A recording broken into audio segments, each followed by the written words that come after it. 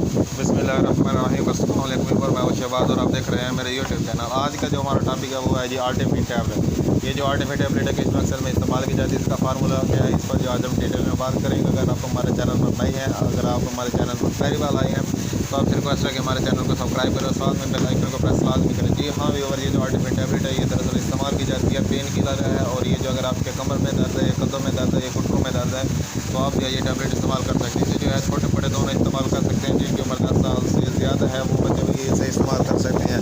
इसका जो तरीका इस्तेमाल है वो है जी एक पूरी सुबह और एक शाम को 2 टाइम जो आप ये टैबलेट इस्तेमाल कर सकते हैं। इसके अलावा भी अगर आप हमारे चैनल पर न्यू व्यूवर हैं तो आप रिक्वेस्ट है हमारे चैनल को सब्सक्राइब करें। और ये जो टैबलेट है आपको हर मेडिकल स्टोर से आसानी से मिल जाएगी।